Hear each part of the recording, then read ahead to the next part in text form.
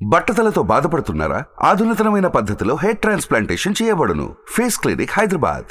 అంటే మీరు ఎమ్మెల్యేగా ఉన్నప్పుడు మీ హయాంలో ఆ, మీరు చేసింది ఏంటంటారు మరి ఈ నియోజకవర్గానికి? వాటర్ వైజ్ కావచ్చు, లేకపోతే మేము ఎమ్మెల్యేగా ఉన్నప్పుడు మాదంతా అది ఒక డ్రాగ్ పీరియడ్. ఎందుకంటే చెప్పుకోవాలంటే మాకు చాలా సిగ్గుచేటైన విషయం. అప్పుడంతా సమైక్యాంధ్ర ఉద్యమం గొడవల్లో ఎప్పుడు చూసినా మాకు అసెంబ్లీలో ఒక్క పూట కూడా మాకు మాట్లాడే అవకాశం రాలేదు. ఎప్పుడు చూసినా సమైక్యాంధ్ర ఉద్యమం గొడవలే. పోతే దట్టు రెండోది నేను ప్రతిపక్షంలో ఉన్నా. కాకపోతే అధికారులు చెప్పి ఆ చిన్న చిన్నవి చేయించుకోగలిగినాం, కానీ మేము పెద్ద స్థాయిలో నియోజకవర్గానికి ఆ రోజు గెలిచినప్పుడు నేనేం చేయలేకపోయాను. కాకపోతే నేను చేసింది ఏంటంటే ఆ సెకండ్ టర్నల్ సాధించడం ఒకటి చేశాను అప్పటి వరకు. ఆ ఎఫెక్ట్ 2 సార్లు కానీ ఒక్క పని చేసుకోగలిగాను. ఎమ్మెల్యే ఉన్నప్పుడు నేను జైపాల్ రెడ్డి గారు సెంట్రల్ మినిస్టర్గా ఉన్నప్పుడు ఆయన దగ్గర పోయి నేను మా ఫ్రెండ్ అంటే ఎంపీ ఉన్నాడు వేణుగోపాల్ రెడ్డి, మేమిద్దరం ఆయన దగ్గరికి వెళ్ళి ఆయన కన్విన్స్ చేసుకొని దండం పెట్టి మా ఏరియా ప్రాబ్లమాటిక్గా ఉంది సార్, డ్రింకింగ్ వాటర్ ప్రాబ్లము, మేము పలానా చూడండి సో మీ అభిమానులము అది ఇది అని చెప్పి ఆయన చెప్పి కన్విన్స్ చేసుకొని 43 కోట్ల ఆయన శాంక్షన్ తీసుకొని వచ్చి ఈ మార్కాపురం టౌన్కు డ్రింకింగ్ వాటర్ ఇంటింటికి పైప్ లైన్ స్కీమ్ తీసుకొచ్చారు. టౌన్లో వరకు ప్రాబ్లం లేదు మీ హయాంలో? మా హయాంలో టౌన్ వరకు అది ఒకటి చేయగలిగా. వెలుగొండ సెకండ్ టర్నల్ ఆ పీరియడ్లో అది ఒకటి చేయగలిగా. దీని వరకే నేను ఎమ్మెల్యే ఉన్నప్పుడు చేయగలిగా, కానీ ఫుల్ ఫ్లెడ్జ్గా కాన్స్టిట్యున్సీకి నేను చేసినానైతే అప్పుడైతే చెప్పలేదు, అప్పుడైతే చేయలేదు. అంటే 2 సార్లు మిమ్మల్ని ఎందుకు ఓడించారో మీకు మీరు ఎప్పుడన్నా అనలైజ్ చేసుకున్నారా సార్? కార్యకర్తలతో కూర్చొని కానీ క్యాడర్తో కూర్చొని? 100% చేసుకున్నాను. ఎక్కడ తప్పిదాం? ఫస్ట్ 2009లో మా కార్యకర్తలు బాగా కసిగా పనిచేశారు. మాకు నారాయణ రెడ్డి కావాలా అని చేశారు. 9-14 బాగానే ఇది చేశాం, కానీ మా వాళ్ళు నా మీద భారీ ఎక్స్పెక్టేషన్స్ పెట్టుకున్నారు. ఎమ్మెల్యే అయితే అది చేస్తాడు, ఇది చేస్తాడు, వర్కులు ఇస్తాడు, అట్లా ఇస్తాడు, కొందరు పోతే ఆ పనులు చేస్తాడు, ఏ పని ఏం చేయగలుగుతాడు అనేటువంటి భావన ఉంది. కానీ ఈ మారుతున్న యుగం, ఒకప్పుడు ఎమ్మెల్యే అంటే ఎంతో గౌరవం ఇచ్చేవాళ్ళు, ఎమ్మెల్యే పోయినంటే అధికారి అయిన ఎమ్మెల్యే వచ్చింది కదా అని చెప్పి పనులు చేసేటువంటి వాళ్ళు. కానీ 2004 నుంచి కొంత సీనియరే మారిపోతూ వస్తూ ఉంది.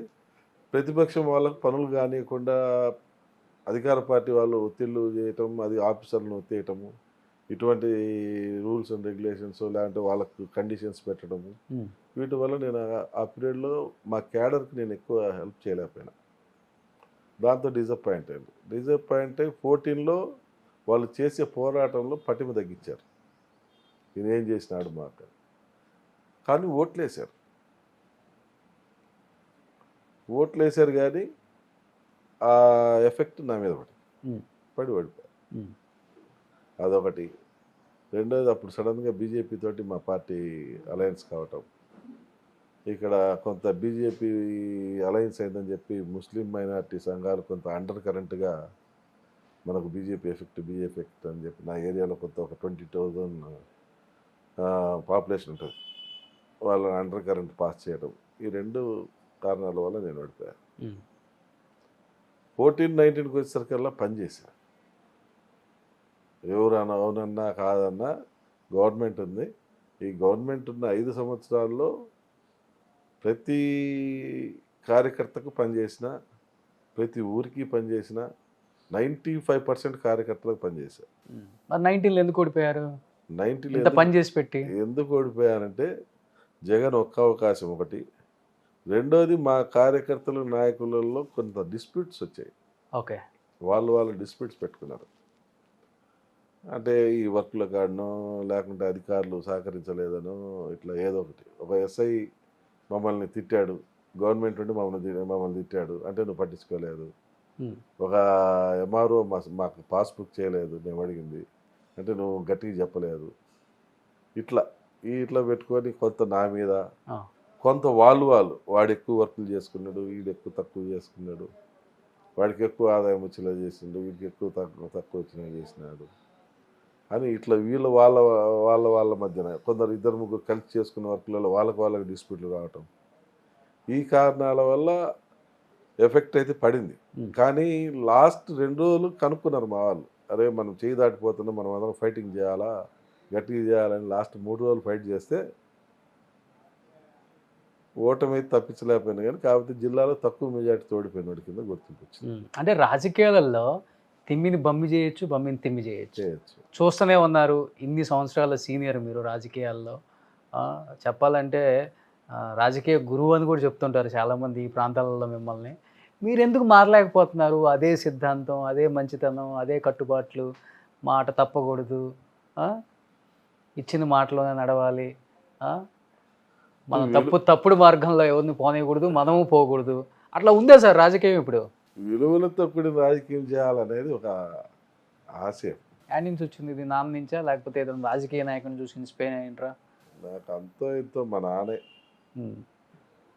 నాన్న కొంత బాబు గారు ఆయన గాడ్ ఫాదర్గా నేనైతే భావిస్తా అంట ఇప్పటికి.